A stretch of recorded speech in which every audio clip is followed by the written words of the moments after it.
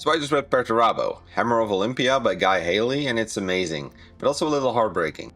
The book tells two stories. One storyline takes place right after Perturabo has been found by the people in Olympia, and the other one right before the Horus Heresy.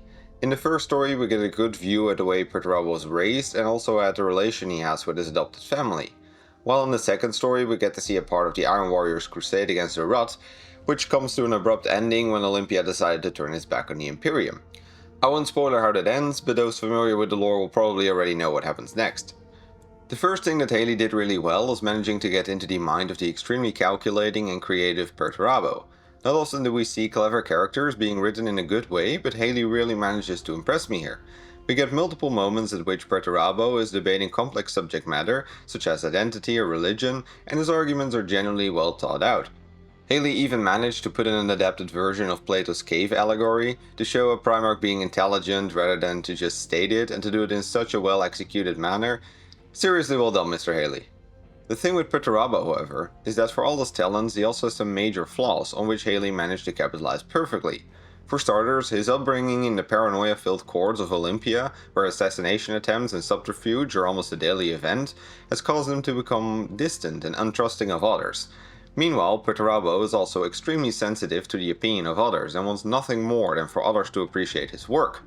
But because of his distant nature, he never receives the affection he so desperately craves. As you can see, his personality in combination with his upbringing leaves us with a very tragic character that can solve anyone's problems but his own.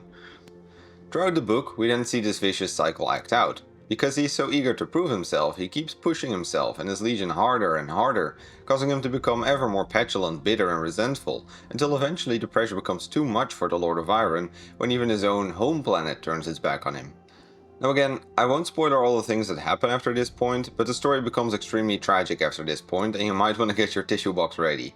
Maybe it's just me, but damn, this book hits you in the feels. Another thing I really liked about the book is that it creates the ideal setup for Perturabo's story during the Horus Heresy, similar to what Mike Brooks did in the Alpharius Primarch novel. This doesn't necessarily contribute to the story, but many, including myself, also read these books for the lore, and I therefore really appreciate it when Primarch novels help to make some sense of the Primarch's eventual downfall. I should also mention that many of the problems I had with the other Primarch books are all absent here. The structure is basically perfect and the storylines flow together really well without feeling rushed.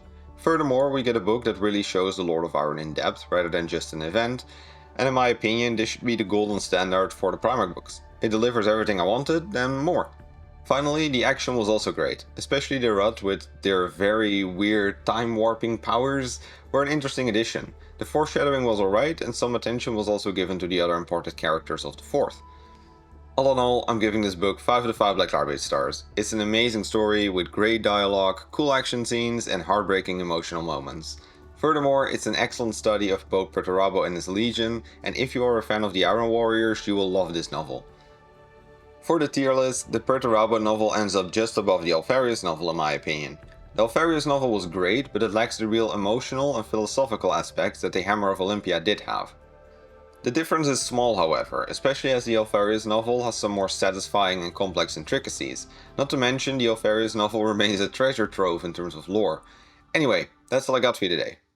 If you liked this video, please consider subscribing and click ringing the bell to appease the Great Horned Rat. For more lore content, please check my main channel and leave any book recommendations in the comments down below. I gotta get back to reading the next book.